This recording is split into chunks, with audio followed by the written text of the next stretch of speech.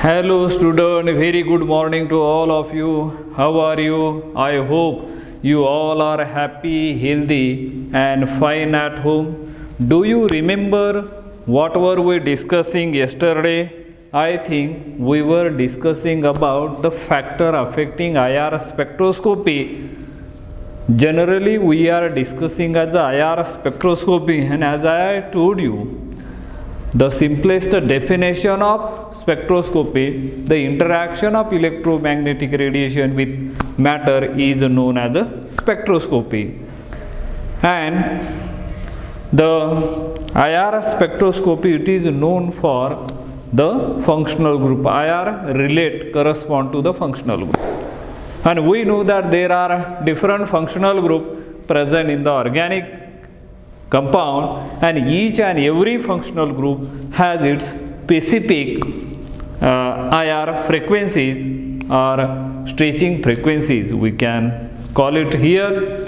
And in some, the position of that IR frequency of the functional groups are fixed, but in some cases, but in some example, the IR frequency, the size and the shape of that signal or the peak is not differ, but they are sometime in a lower side, or IR frequency may be as a lower or raised.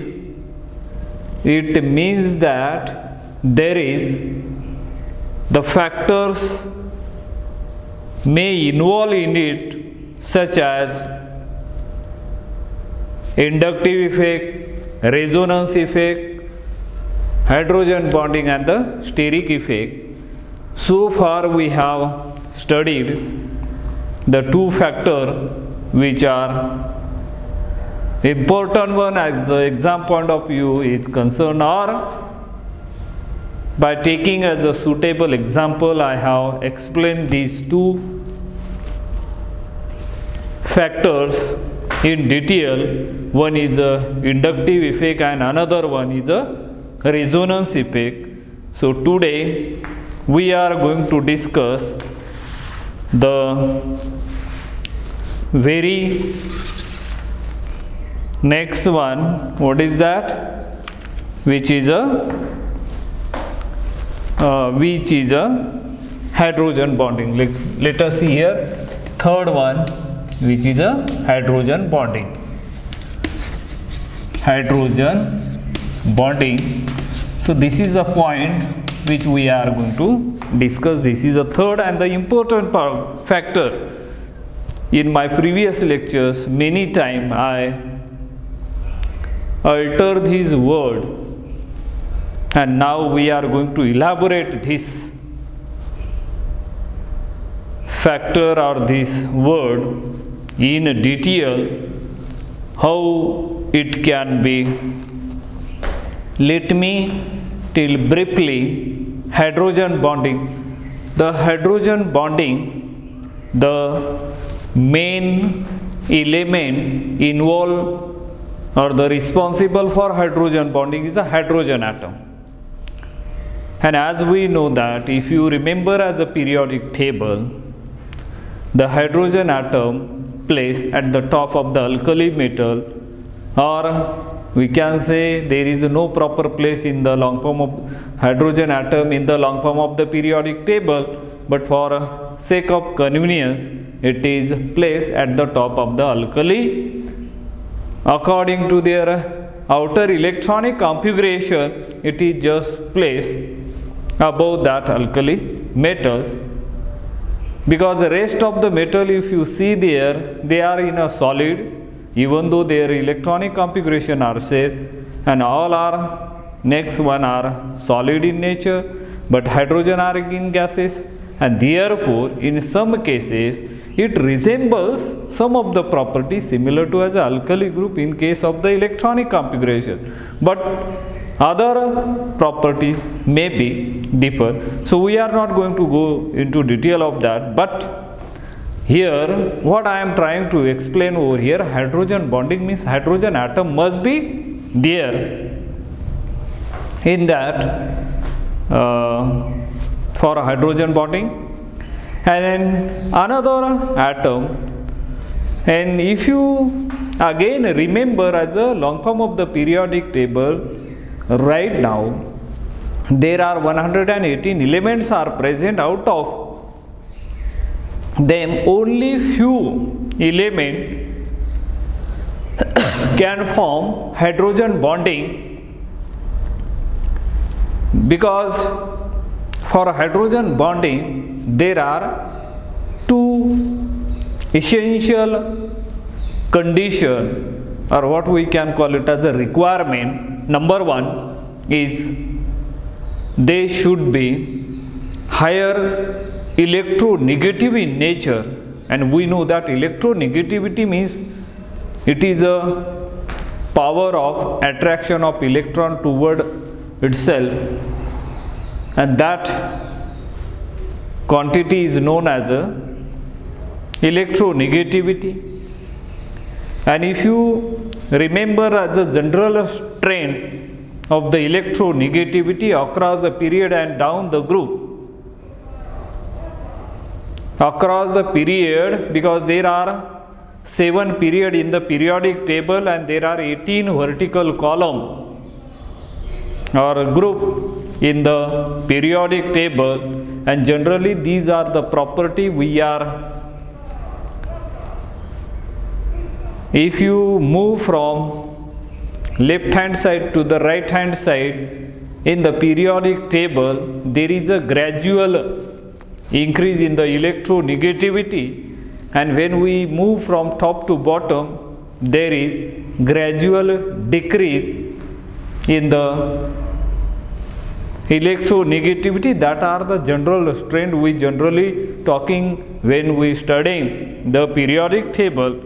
But here the element I am trying to explain, hydrogen atom at the top of the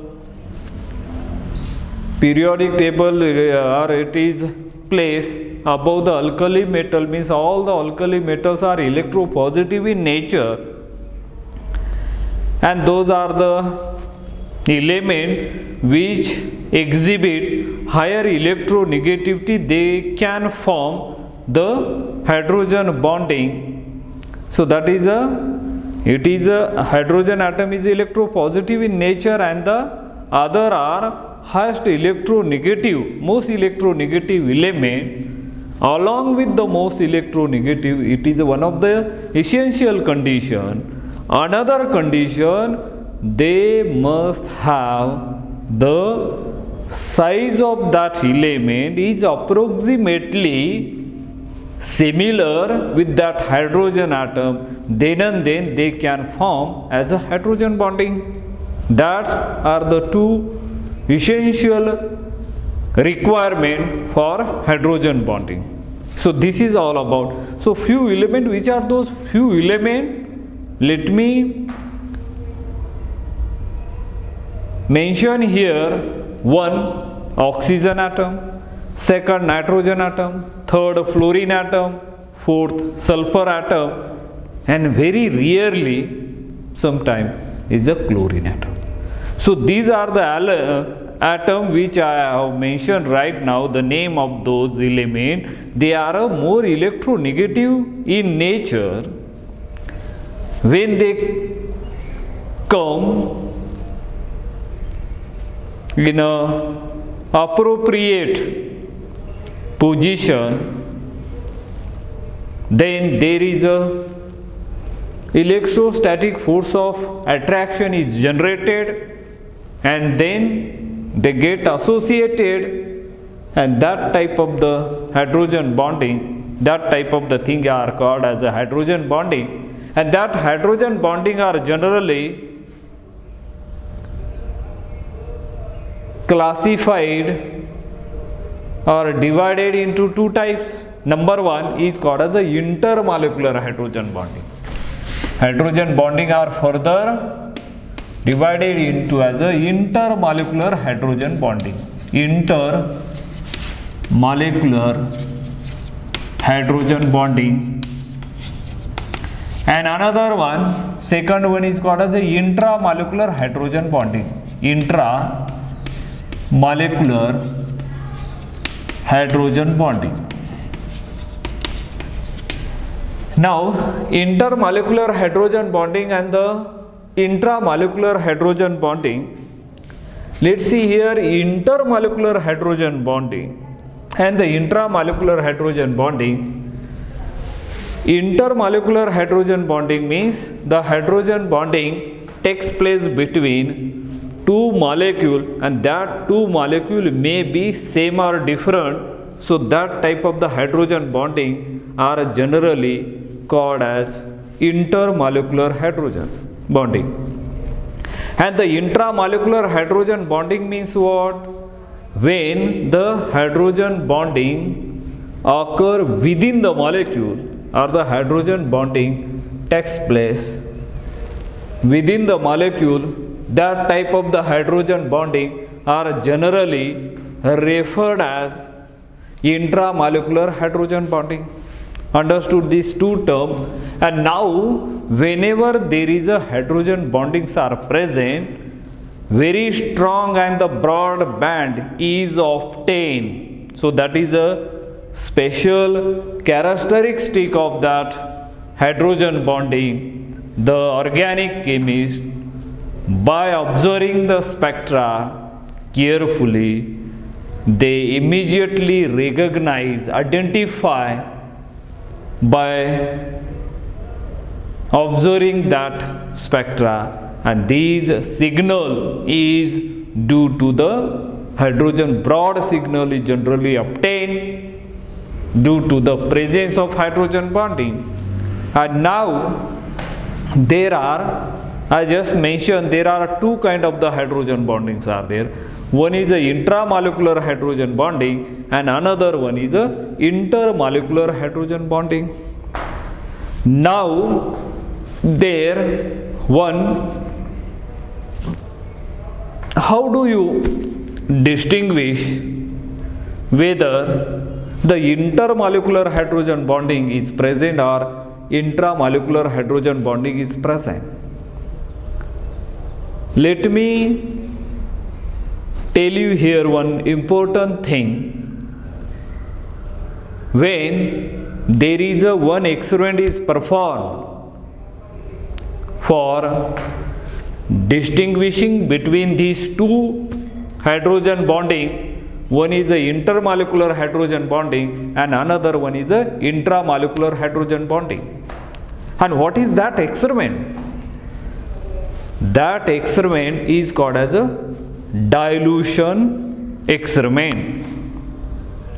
Effect of dilution on hydrogen bonding, that under that heading you can remember the experiment is carried out as a dilution. Everybody knows that a dilution. So remember here what is happening after the dilution. The molecule of that solvent is breaking the intermolecular hydrogen bonding.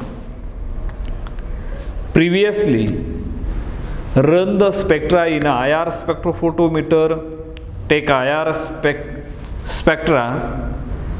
After that sample you dilute with the appropriate solvent.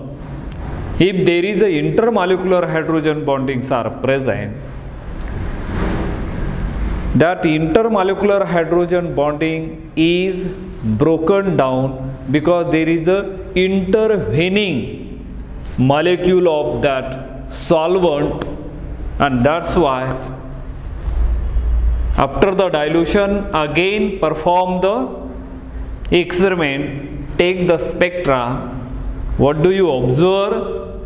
You will observe there is a sharp peak is obtained after the dilution. And if the sharp peak is obtained after the dilution, what type of the conclusion you can draw?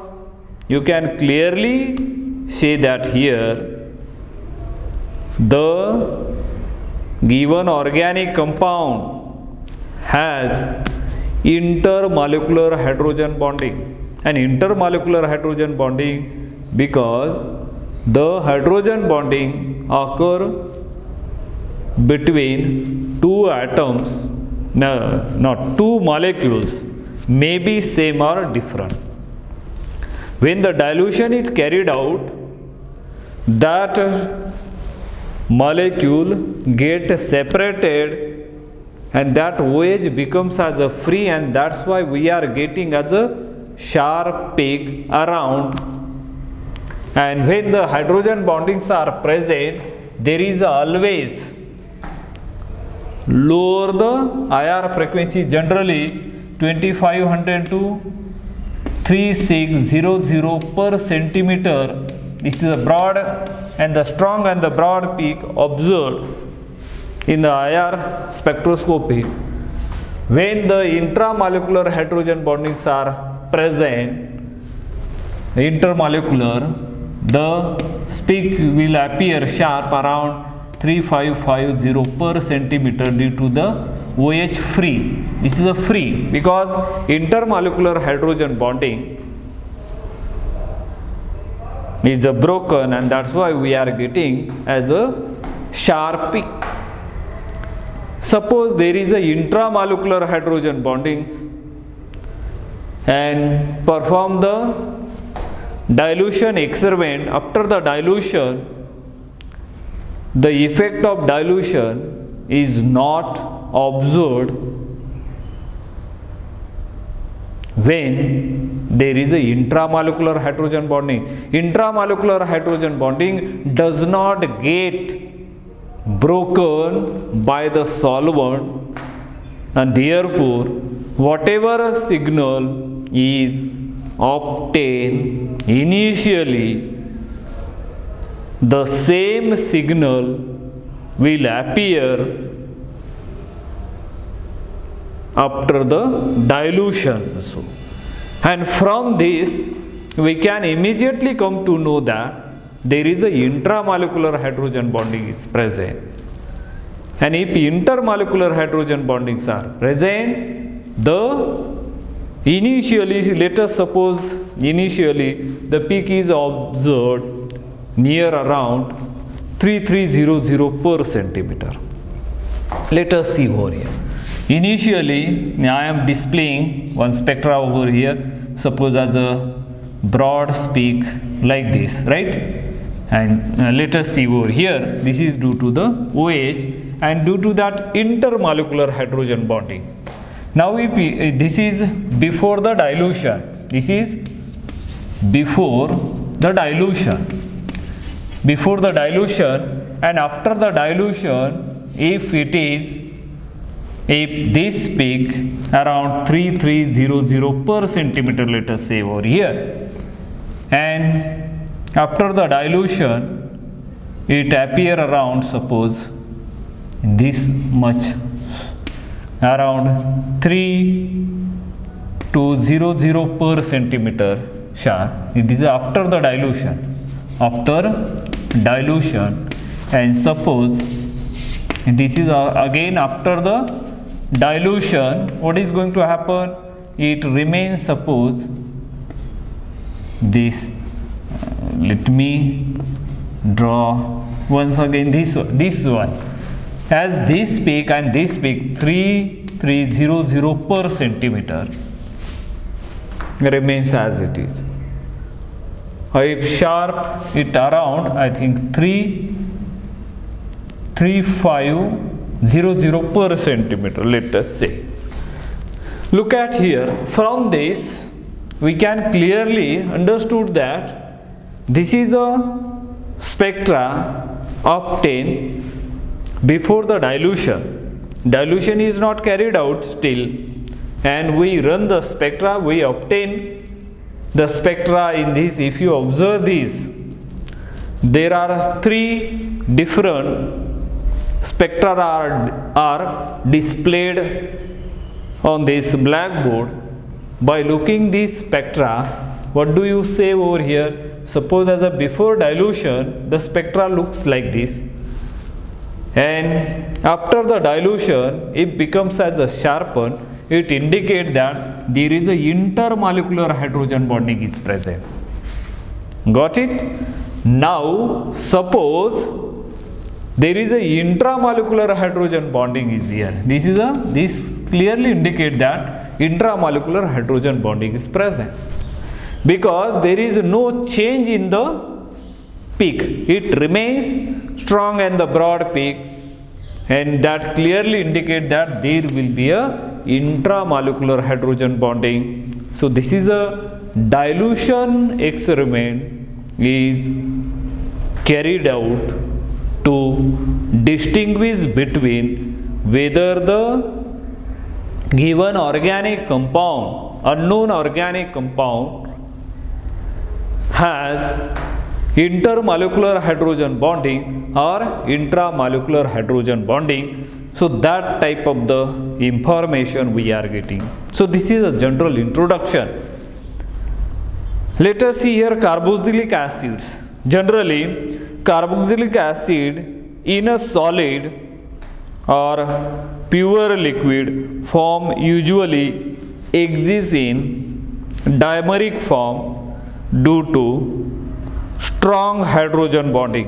The dimeric acid generally present in the that solid form of that acid generally present in the dimeric form. Let us see here RC double bond O, then OH. Suppose here is the H, then O, C, and here you can write C double bond O, and this will be the R. So here oxygen atom and this hydrogen atom, one is a hydrogen atom and one is this one. So they get associated like this, and this is known as a dimeric form, or this is known as a hydrogen bonding.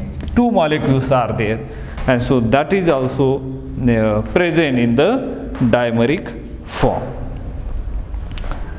So the strong hydrogen bonding weakens the carbonyl bond, and thus lowering the carbonyl absorption frequency. The appearance of the carbonyl stretching peak at 1721 per centimeter indicates that the acid is largely in hydrogen bonded, that is a dimeric form. This form is known as a dimeric form. Dimeric form. Got it? Okay. And due to hydrogen bonding, not only the carbonyl frequency decreases, but OH stretching frequency also decreases. The OH bond length increases due to hydrogen bonding, and hence its bond strength decreases. OH hydrogen bond stretching is 27002 to 2500 per centimeter. OH free or without hydrogen bonding, it appear around 3550 per centimeter. And intramolecular hydrogen bonding shows greater effect of carbonyl and OH stretching than intermolecular hydrogen bonding. So here the intermolecular hydrogen bonding and the intramolecular hydrogen bonding both are lowering the IR frequency. Let us see here HO, there this one, para hydroxybenzoic acid OH, it will be O. Then we can see here hydrogen bond, then this is another C double bond OH. Two different molecules are para hydroxybenzoic acid, or this one para hydroxybenzoic acid. This is a plus delta charge, minus delta charge over here, and they get associated at this type of the compound. This type of the hydrogen bondings are generally termed as intermolecular hydrogen bonding. This one, intermolecular hydrogen bonding, And let us see, suppose we have this type of the compound. See here, C double bond O and H. Here is O and here hydrogen atom. This oxygen atom and this hydrogen atom.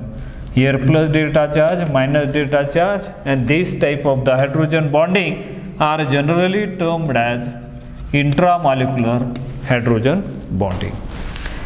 An effect of dilution, just now I already told you that when the IR spectrum of acid is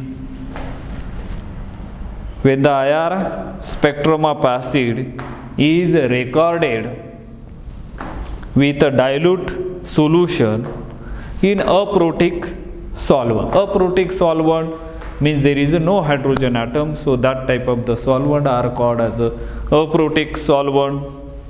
For example, DMF, DMSO, these are the example of the aprotic solvent. Okay. The intermolecular hydrogen bonding effect decrease due to intervening solvent molecules.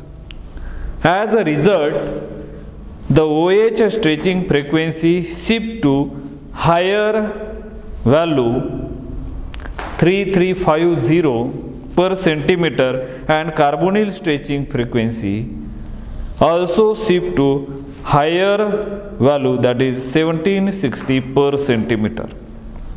However, if the hydrogen bonding is intramolecular, the effect of dilution is not observed, and that I already explained you that is given.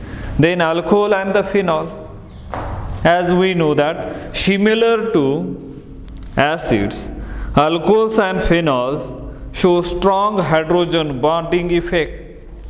Hydrogen bonded alcoholic OH group shows OH peak in the range of 3200 to 3500 per centimeter if IR spectrum of alcohol is measured in gas phase or in extremely dilute solution in aprotic solvent. The intermolecular hydrogen bonding disappears and the OH stretching frequency increases to 3650 per centimeter. Intramolecular hydrogen bonds are, however, not affected as expected.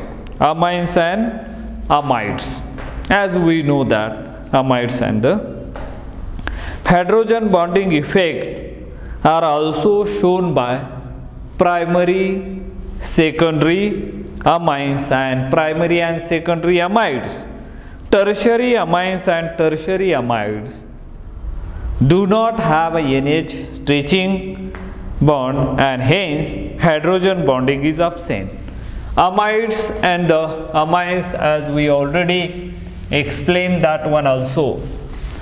Amines has a general formula R C double bond ONH2 NH H. This is amide, and amines has a general formula R NH2 R2NH and R3N. It will be a primary, secondary and the tertiary amines. If you observe this carefully, there are two NH stretching frequency observed given by NH.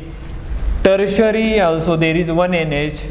The signal will appear around 3300 per centimeter. But in a tertiary there is a no peak.